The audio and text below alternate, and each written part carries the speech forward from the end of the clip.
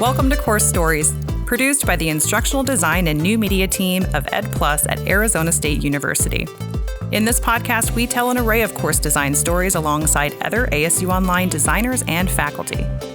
On today's course story, on the home page of this course, you go into a short narrative about the connection between philosophy and happiness. So what do you mean by this? Why do you bring this up right on the very first page? The way I see it, there are two basic motivations. It's usually a combination of the two that drive you to sign up for a course. And one is something is a means towards happiness, and the other is that it's a part of happiness. So what I mean by a means towards happiness is that the thing itself might be difficult, it might not be fun, it might not be the thing you most enjoy, but you know that when you've done that, you're going to have some ability or some credential or some prerequisite for the ability and the credential, but you're going to have something that you can do something with. And then a second motivation, I say, a part of happiness is that a part of living a good life, a part of a happy life.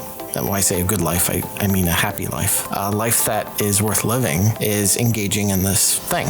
Hi, I'm Mary Loader, an instructional designer from ASU Online. I'm Ricardo Leon. I'm a media specialist at the same place. Yeah, we work together. Let's get on with the show. Okay. That sound means we're recording. Oh, good. I love podcasting. Well, I'm excited today. We're always excited at the beginning of our podcasts. I've realized after listening to them that we talk about how excited we are. We need a new adjective. You don't feel excited? I mean, I am excited. What are you excited about, Mary? Well, I'm excited about this episode again. I feel like we could just basically take that from the last episode. I hear you. On that. Well, this one's different. It's the philosophy special, right? And it's also different because we have special guests with us for the interim conversation. Hello, special guest. Hello. Oh, you want to start from this? I mean, I don't know what we're doing. This is what we do every time. We have no idea what we're doing. Yeah. We just kind of... Poor Ricardo has to sort through it. We find it. He finds it. Hey, Mary. Hey, Ricardo. How's it going? I'm doing well. How are you? I'm doing really good. I'm... Different adjective than excited. Different adjectives than Insert excited. here. All right, let's start again. Hey, you ready? Mary. Yeah. Let's start again since I talked over you. We're going to have mugs and stuff that say, hey, Mary, because that's how I'm excited. Started. We'll be on the other side. At the bottom of the cup, it'll say, insert other adjective than excited. Really quick synonym for a second. Let's pull up the Pan Lexicon. That's the Pan Lexicon. Oh, that'll be a fun bit if we just keep using words that are not excited. Enthusiastic, impassioned, exuberant. Delirious.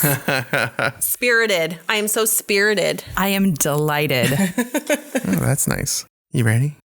Mm-hmm. Hey, Mary.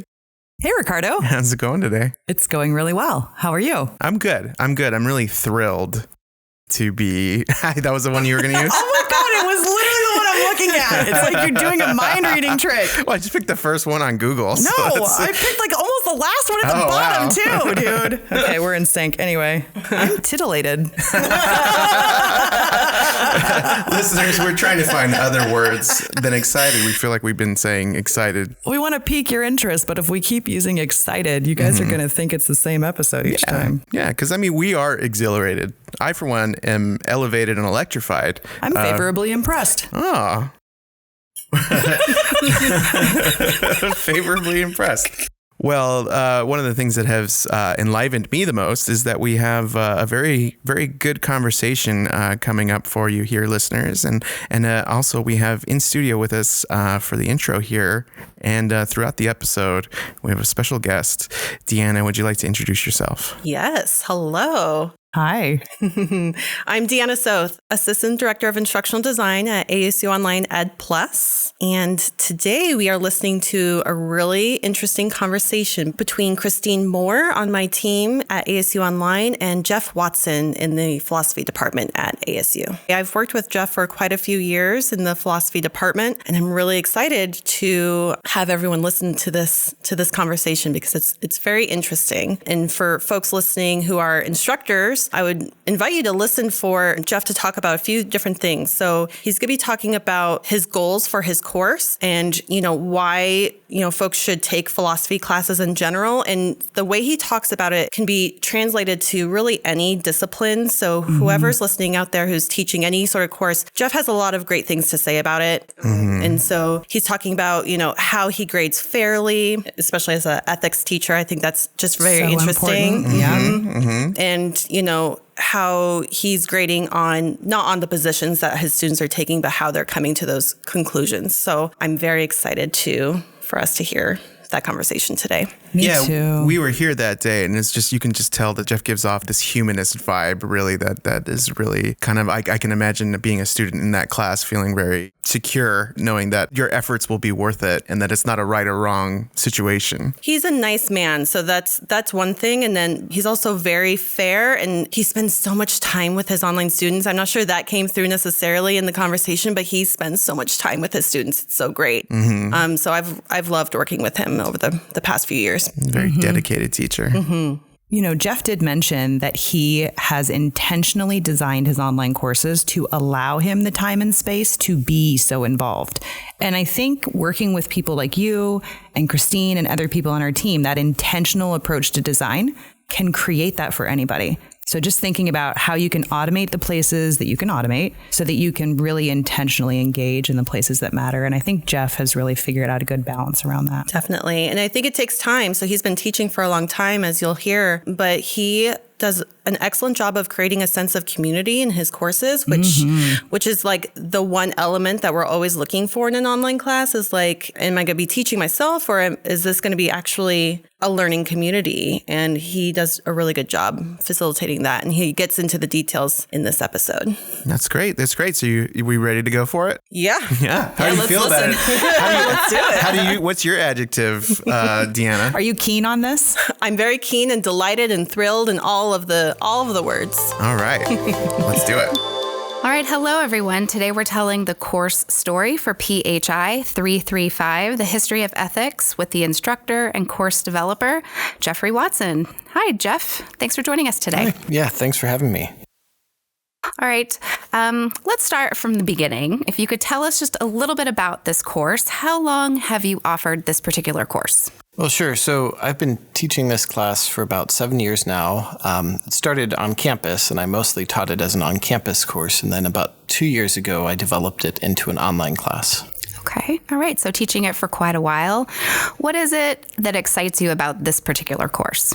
I think history of ethics is a fun way to look at ethics a little differently. When you're studying ethics, one way to go at it is to look at different ethical theories as kind of competing with each other. And so trying to show that their theory is the right theory or this theory is the right theory and different pros and cons of each theory. And that's a useful way to go at it. But what I like about history of ethics is that instead of a back and forth debate, it's more of a progressing conversation. So we get to see how certain ideas developed early on, and then there's a response in the conversation to what came before. And so you can kind of watch a gradual progression of ideas and see how they happened in time and what they were responding to and who was responding to them. And I find that a lot more interesting because instead of this oppositional debate, it's a little more like ideas building on each other or correcting mistakes that came before. Sure. And when you talk about those ideas that build on each other, what kind of learning objectives are there for the course?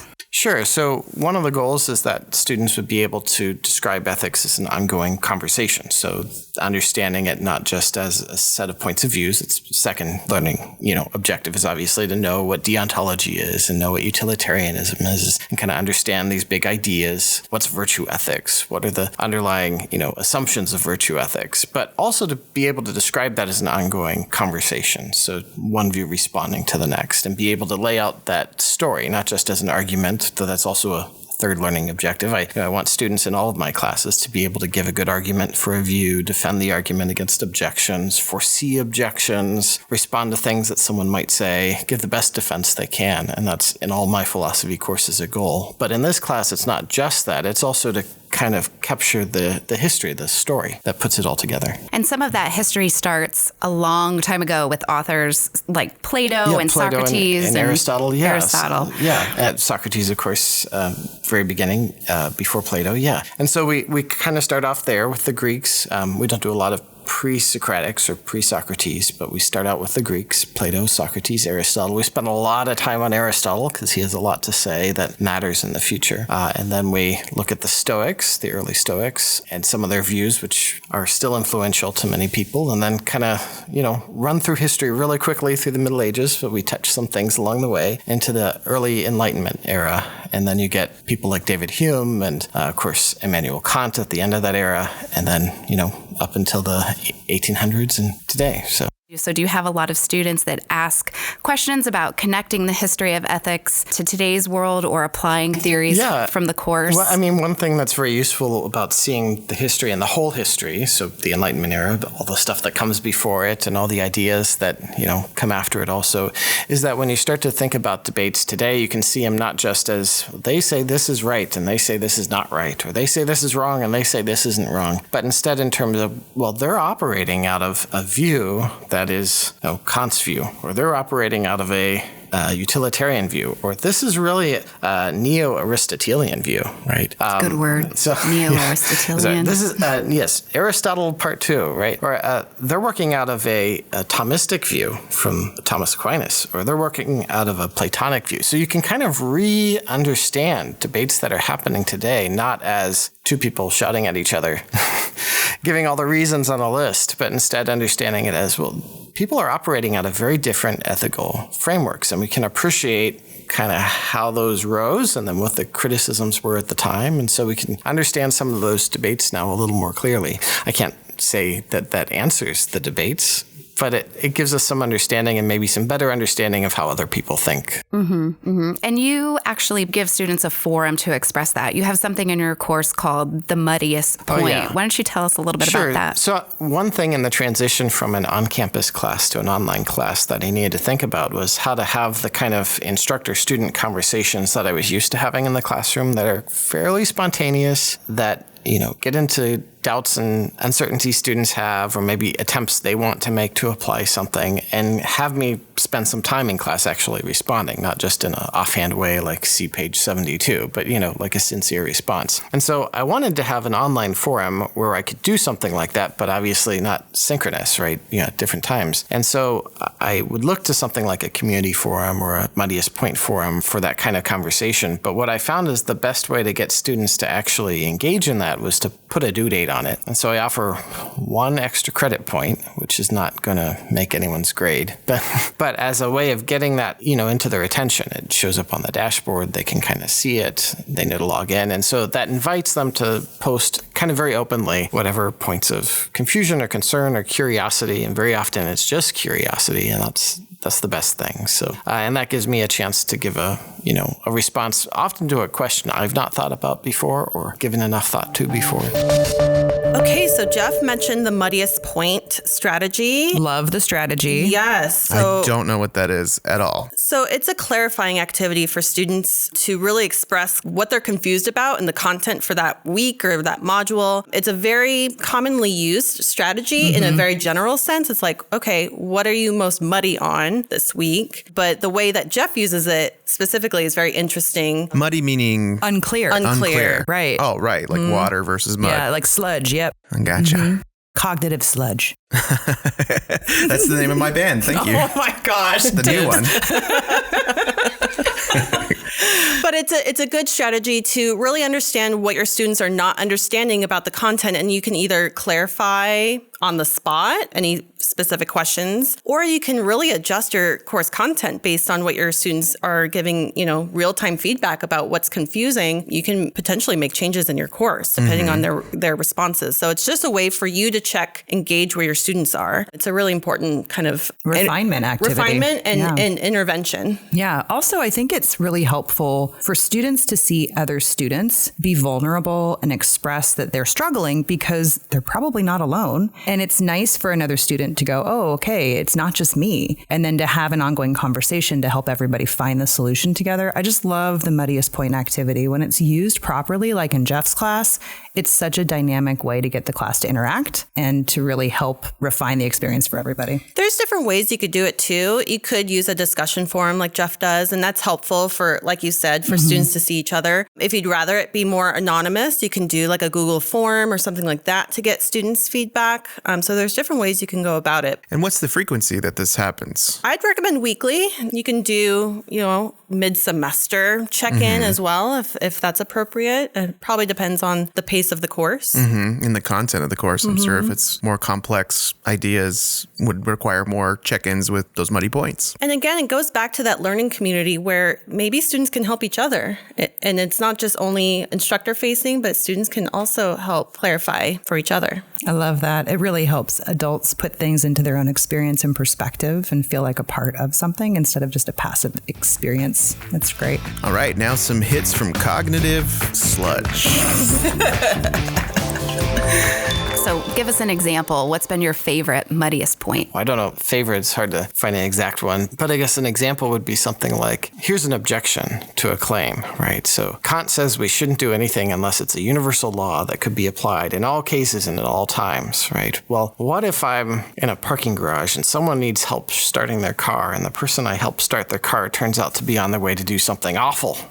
Should I have helped them start their car? Well, it seems like most of the time that's a good rule. It's a good general rule. Help people out. If I have the jumper cables in my car, I can attach them. I'm okay doing that. I can do that. I have time. If you have time and you have the ability to help somebody out, you should help them out. That seems like a good rule, but then can I apply that universally? What if I'm helping out somebody who has, terrible goals at the end? Well, of course, the way that question is posed in response is it's kind of a utilitarian question, or a question at least about consequentialism. It's about the consequences of your actions, right? In this case, unforeseen consequences. You don't know what the person's going to do when you help them out with their car. Are they going to go rob a bank? I don't know. The Kantian response is, well, you should think about ethical questions without consideration of the consequences. And so clarifying that point in Kant is a way of getting clear on what the view is, but also getting clear on what else might be driving some of our intuitions, that we should be concerned about what people are after or what their goals are. That sometimes general rules like that can be tricky. Mm-hmm. And so did the students engage with each other on those muddiest points and give their own philosophical input? I have other forums where the students engage a lot with each other. So in the muddiest points, sometimes they do. Very often it's, to me, with other students kind of watching in. But we have discussion boards in the class also where they engage with each other. And usually I have prompts for that. So an example is, think about a particular role that someone plays. So like cashier at a store or driver of a car, taxi driver. What are the virtues and vices of that role? That is, what accords well with someone's function in that role? What accords badly with the function of that role? And so that's a kind of applied question, but then students can kind of jump on each other and debate that. Or I have one with respect to Kantian ethics. It's sort of look at the UN Charter of Human Rights. For each of those things there, pick one and give me an argument for that on the basis of Kant's kind of universal style of ethics. And it's interestingly, a lot of them you can make that kind of argument for. So on that forum, students tend to engage a lot more with each other. But the muddiest point is almost a little more instructor-student. It's sort of like raising your hand in class and saying, hold on, I have a question. And there's a benefit to everybody in kind of hearing that conversation, in having the question raised, which is part of why I offer extra credit. It's valuable to the class. But sometimes it's just that particular person's very particular question. So. Do you know what I did between 10 and 12:30 this morning? I read the UN Charter for Human Rights. Really? Seriously? Seriously. Working with a political science course on human rights. Oh, really? Yep. Okay. Yeah. So we're trying to find a way to work activities throughout the course, like maybe one activity in every module saying, kind of dissect this section, this article of the charter and make assumptions, questions, evaluations, things like that. So that's not my subject matter expertise, to say the least. But you read it. Yeah. So I read over it. Okay. Well, a lot of those things are very Kantian.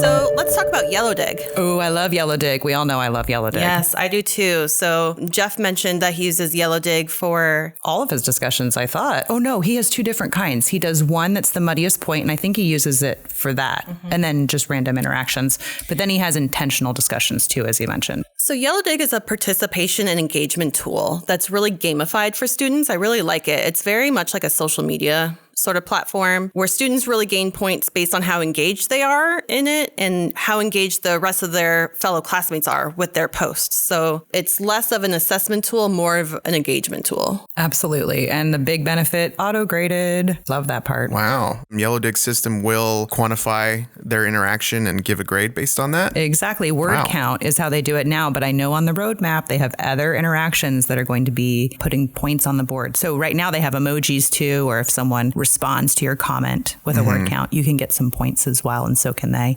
So there's a lot of ways to earn points, and students are fully informed on how that works. And so it's really up to them on how they earn the points throughout the entire semester. Cool. That's all I had to say about that. Thanks, Forrest. I do want to say, though, Jeff is the kind of faculty member I would really love to get a beer with and just talk about his class, because I felt like this conversation could have gone on for hours and I would have been totally riveted. And listeners, this conversation did go on longer than you're hearing because some of that went on the cutting room floor. Maybe we'll release that later as a bonus content or something. So that's the thing with studying philosophy that I actually wanted to talk about, because we like to philosophize with our friends in the pub, right? And that's but it's only interesting until it's not, right?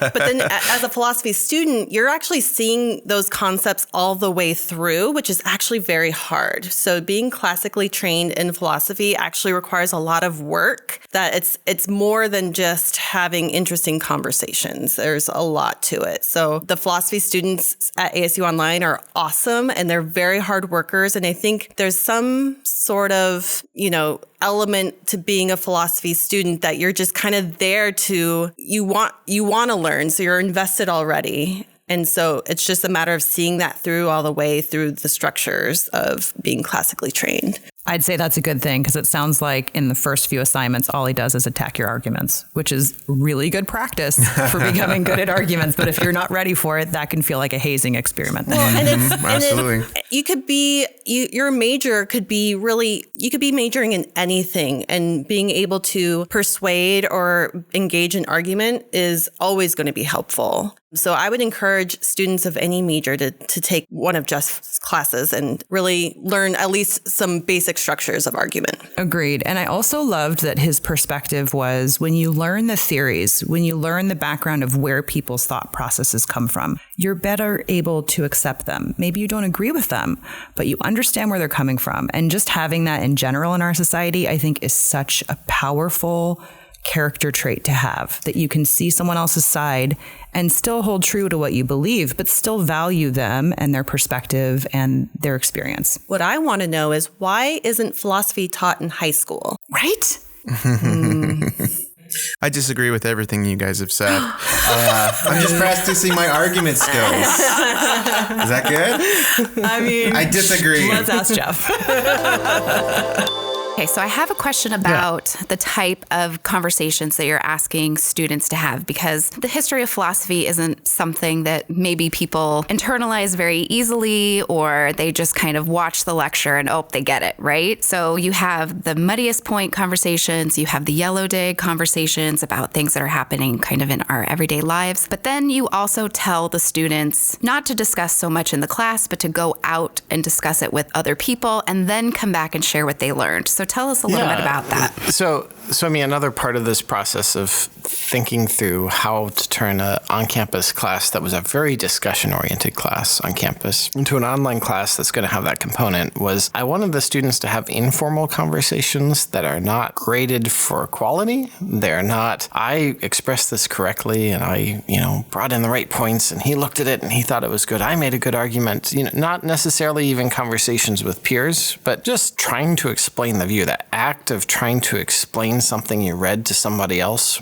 or even explain one point in something you read to somebody else, teaches you that point, right? The process of trying to explain something, you learn something. And so the thought I had, and the assignment I ended up with, was I assigned them, since it's an online course and they're not all going to be awake at the same time. I mean, I have students all over the globe, right? Is to find someone else in their life, someone they live with, someone they work with, somebody they are willing to have a phone conversation with, some random person in an internet chat room if that's what they do, whoever they feel comfortable talking to, and try to explain something from that particular session, the video and the readings that they read, at some point to the other person, and kind of engage with the conversation about that, and then write up a summary for the class. And so they post this kind of very short summary of the conversation they had with someone else, which is nice in a couple ways. It means that when you're posting the summary, you're not necessarily saying, here's my view. You're saying, here's the view of someone else I talked to, which sometimes can bring views into the class that wouldn't get expressed otherwise. It's also a chance to not have to get everything right, but still process the idea. So in the process of trying to explain this view, I came up with this idea. What do you guys think about this analogy, right? I don't think it's really like a car, but okay. Most of all, it just kind of engages them outside of the little limits of the box in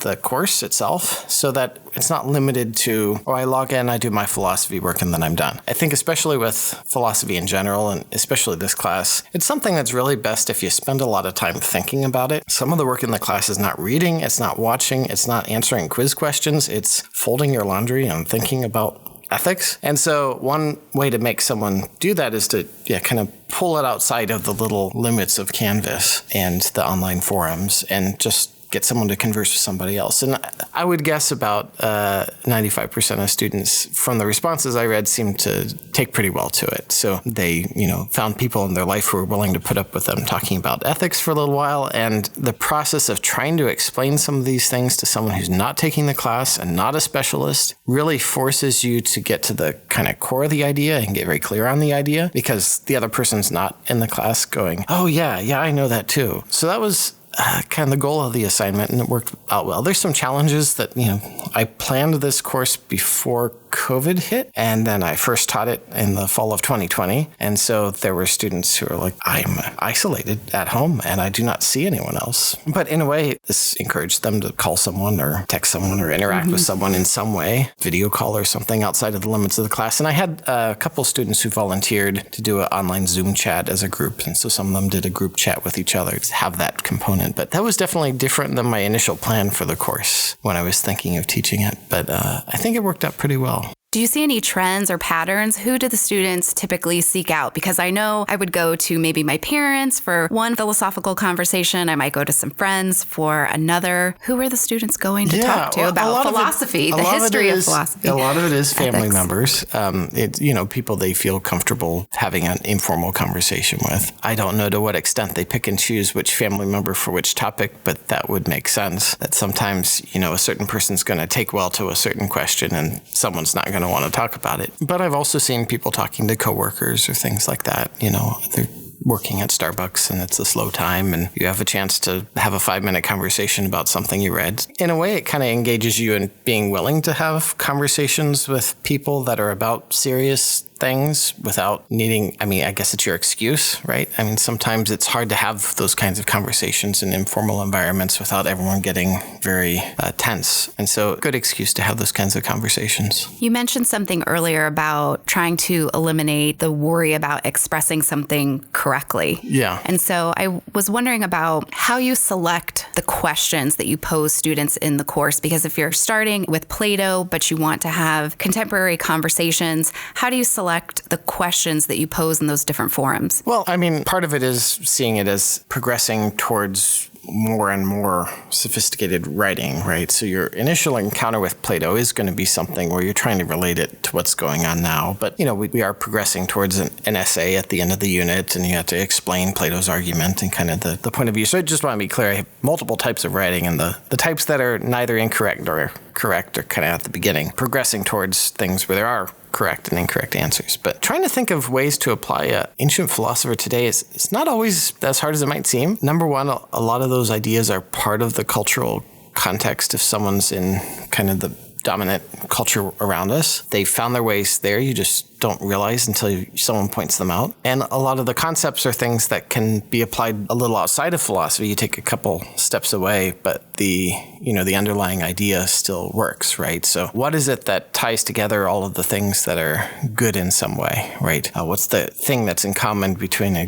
good phone and a good computer and a good night's sleep and a good car, right? What do they have in common? What's this property, the good, quote unquote, right? Well, that question seems just as as relevant with modern examples. I gave cell phones, computers, cars, as it does to Plato and Aristotle, even though they don't have cell phones and computers and cars, because it's the same kind of underlying question about what is the good? What is that property that causes us to evaluate things? Kind of that human element that transcends time and technology and all of that. The examples may be more contemporary sometimes, and trying to apply them that way instead of what makes for a good cookery or something, or what makes for a good blacksmith. Well, it's harder to relate to that, but it's the same underlying concept. And so it's surprisingly easy to transfer over those things. Do you have a philosophy background, it sounds like? I've taken philosophy classes, and I'd rather philosophize in the pub than write papers on Kant. Because it's just, it's interesting until it's not, but then you still have to write the paper. So it's, you got to really want to be there. Yeah. But some people can do it and some people can't. Oh, Kant jokes. You're on a roll today, Ricardo. I love it. So how do you grade all of these different perspectives and positions on ethical behavior and ideas and philosophies? Yeah, I would never say I grade the position, right? So students can take any position they want. I disagree with 95% of everything my students write, and that's great. And I'm never grading the position or the view. And I want there to be a feeling of openness about expressing views. In those early writing assignments, it's really just completion. Did you actually have a conversation with someone or imagine really well a conversation with someone and describe it, right? Maybe getting some of that practice in. Getting some of that practice in. As they build up to more formal discussion boards, I have those. It's, well, did you meet what the prompt asked? Did you cite sources? And did you cite sources that were the ones you were supposed to read? Very straightforward. Then we build into more serious essays. And then what I start to look for is more the ability to engage with an argument. Can you express the argument for what you read? So not just tell me, here's Plato's position, copy from the slides and rephrase it, thank you. But can you make it clear to your reader what made that view rational? What made that reasonable? What was the thinking behind that view? It's one thing to say someone thought something was true, and another thing to understand it well enough that you could almost try to persuade someone that that person's view is true. And then when you're giving your own view, because I encourage students, even on the more serious assignments at the end, to defend an argument for their own view, it's how well is that argument structured and put together? Did it leave any gaps? Does it jump to conclusions? Is it engaged in circular reasoning where you're kind of relying on your assumptions in the process of making your case? And then ultimately, how well did you foresee and respond to objections? Did you think of ways that someone could disagree with you? Did you make your opponent out to be what we call a straw man? No one really holds the view you're attributing to them the way you put it. It's too easy to disagree with. How well did you respond to those, or at least have a response? Even if that response is a very honest, I don't actually know how I would respond to this objection because it's a really good objection, which is much better than a fake response, a response that's, this objection is just completely wrong, obviously, period. Well, that's not very helpful. So that process of engaging with an argument is ultimately the skill that most philosophy classes are aiming at, is can you respond to a point of view you may or may not agree with, develop your own point of view, give some reasons for it, give some reasons against it, weigh the reasons, explain the weighing of the reasons. You might think of it as serving as the, judge in a trial, right? And you're writing the verdict at the end. You want your essay at the end to kind of be like that verdict. I've considered both sides. I've considered this argument. I've considered this argument. Here's what I think the right answer is, and here's why. And so there's a big gap between, I talked to my mom about this and she thinks it's crazy, and, here's my final verdict on the debate between consequentialists and deontologists or something. But all along the way, you're kind of building that ability to give reasons for a view and weigh reasons for a view. So what do you want students to walk away with after your course? If they're learning about these historical figures and they're practicing these conversations and then they have the opportunity to express themselves, then what happens? Yeah, I guess there's multiple goals. I mean, one thing is simply being literate in some of these views is a helpful thing.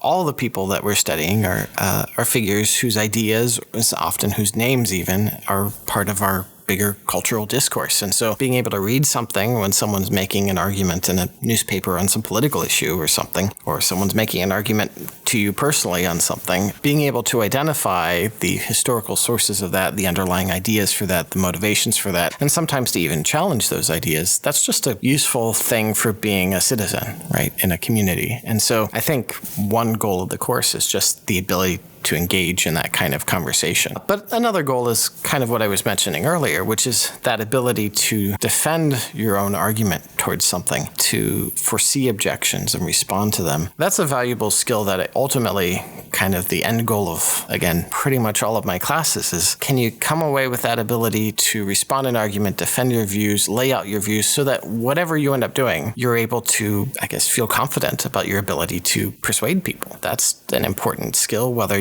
some of my students go into law school and that's literally their interest is their ability to persuade someone of a point in fairly technical detail, or if you're just writing an email to someone at work and you need to get the point across and you need to get it across pretty succinctly and logically, so it's really hard for someone to disagree. Those are all valuable skills. So it's not a persuasive writing class, but part of persuasion is thinking logically and understanding different perspectives and maybe thinking more slowly.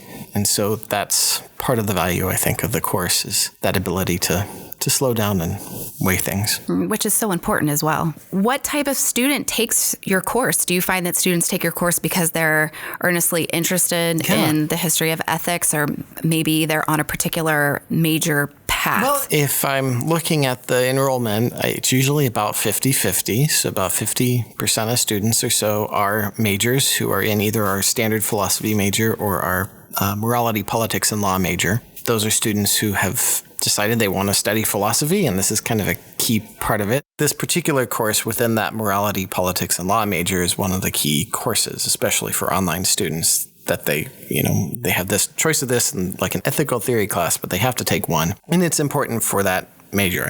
The end goal of understanding those things. You want to know the history. But then about half of students are students who are taking it for general humanities credit, or maybe their first philosophy class, or they took one other philosophy class and they wanted to take another. And the class really is geared for students to be able to jump in without any prior background. So I teach some other courses that do have some pretty clear prerequisites, but this one does not. It's very much something that's geared towards students who may just be, hey, I want to take my one philosophy class and understand something. But often it is an understanding of those moral questions that someone's interested in. History of ethics, the word ethics, I think, is the bigger pull. The history part is a little scary to some people at first. Oh no, we're going to have to do history. But it's not really a history class. I don't teach it like a historian necessarily. It's just the history in terms of the narrative. But the word ethics, or the moral questions, I think, are what bring a lot of people to the class. Let me ask you, on the homepage of this course, you go into a short narrative about the connection between philosophy and happiness. So what do you mean by this? Why do you bring this up right on the very first page? So part of what I want to address is there are different motivations for taking different courses, right? I'm assuming anyone who's on the homepage just signed up for the course, so they had to have some motivation to get there. And the way I see it, there are two basic motivations, and it's usually a combination of the two that drive you to sign up for a course. And one is something as a means towards happiness, and the other is that it's a part of happiness. So what I mean by a means towards happiness is that the thing itself might be difficult, it might not be fun, it might not be the thing you most enjoy, but you know that when you've done that, you're going to have some ability or some credential or some prerequisite for the ability and the credential, but you're going to have something that you can do something with. And then a second motivation, I say, a part of happiness is that a part of living a good life, a part of a happy life. And when I say a good life, I mean a happy life. A life that is worth living is engaging in this thing. And so every college class probably has a degree of each of those, and it's probably a little different for each person. I know people for whom calculus was a part of happiness. It was not for me. It was a means to an end. But metaphysics for me, that's part of happiness. But I know for some people that might be a means to their end. So I think history of ethics is the kind of class, and a lot of philosophy classes, to be honest, that you really have to take as part of happiness, not necessarily as a means to happiness. It's not clear to me that there's an immediate outcome. You take the class and then someone goes, oh, hey, you took a history of ethics class? Well, come over here and solve our dilemma for us, right? That'd be nice if people did that. They haven't done that for me yet, but we'll see. But you take it as a part of happiness. That is, you're a reasoning, thinking being. You have a mind. Your mind, by its very nature, wants to engage in evaluation of things and wants to understand understand things, and it wants to understand them more clearly. And often what we encounter when we deal with these tricky ethical issues or moral issues or philosophical issues is we feel like there's a problem there. We want to know how to solve it and explain it, but we don't have a structure for thinking through it. We don't have the framework to think about it in. And so part of taking a philosophy class is you get that structure, that framework, those reasons, that way of thinking about it. Not that it tells you the answer, but it tells you how to think about the question. So the history of ethics class is a class that's very much about getting I guess as part of that enjoyment of your own ability to think, that structure that helps you think about why things are, and in some ways just immersing yourself in the questions too. So yeah, I guess that's sort of the point I want to make on the homepage is if you're taking this class, it's because it's part of what it is for you to live a good life. As the way you understand what a good life is as a thinking thing, you're using your reason in that way and thinking through things in this way is something that fulfills your function as a mind. Well, thank you so much for joining us today. It was an excellent conversation. I really appreciate your time and all of the information that you've given us. Thank you so much to our listeners for joining today's course story of PHI 335, The History of Ethics, with its instructor and course developer, Jeffrey Watson. Thanks. So Jeff and I have a really good instructional designer-instructor relationship where Jeff is very savvy. So it's like I don't have to teach him how to do technical things in Canvas necessarily, but he asks really good design questions of, am I doing this the right way? Is there a better way to do this? Do you think students will be engaged? These are all really great questions to ask an instructional designer. The designers are so thirsty to talk about these things. And so I can't recommend enough reaching out to an instructional designer to talk about your classes that you're teaching. They'll have a lot of great things to say and you'll get a lot of good ideas from them. I've got to tell you, my favorite conversations to be involved in are not around technology, although I'm always willing to help, but they definitely are framed around ideas and how to accomplish the things that they've been doing in their on-ground, in-person classroom, online as well, if not better. Those are the fun conversations. Yeah, the strategy and the why. Yeah. The why are you doing this? Have you considered other options? Mm-hmm. Designers love it. And it's hard sometimes for faculty when they move online because they're used to doing it one way. And then to have a different perspective on how you could accomplish that goal. Well, and they have a limited experience of their online education. They might have taken online courses before, but we're trying to promote a more elevated experience. Yeah. And there's just so many possibilities. So many good things to share. That's why we started this podcast. I've done 2 podcasts based around instructional designers. So there's definitely a lot to talk about, and it's definitely a good group. Well, there's a reason why designers literally get master's degrees in instructional design or education, because there's just so much. And so we don't expect faculty necessarily to be experts in design, and that's why it's a good partnership to have an instructor who's an expert in their field partnered with a designer who is an expert at education. Mm-hmm. So that pairing is just so key. Chef's kiss. Ooh la la. Well, Deanna, do you have anything you want to plug? Any ways people can reach out to you? So I would invite anyone to check out our webinars that my team offers around instructional design and best practice for teaching online. And that can be found at teachonline.asu.edu/webinars. Love that site. Great amount of offerings this year.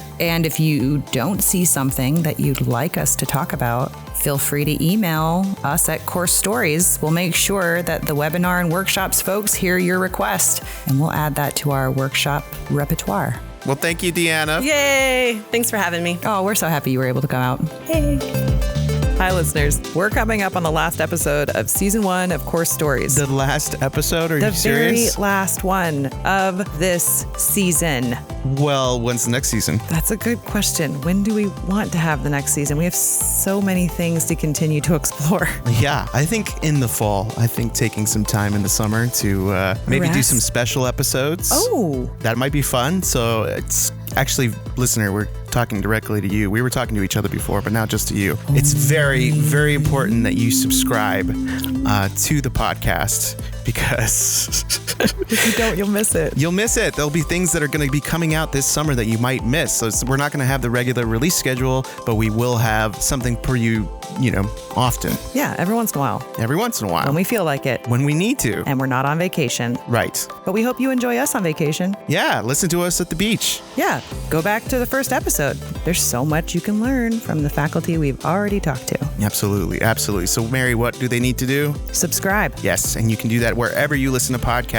Hope to see you again during the summer and also ultimately in season 2 in the fall. See you soon.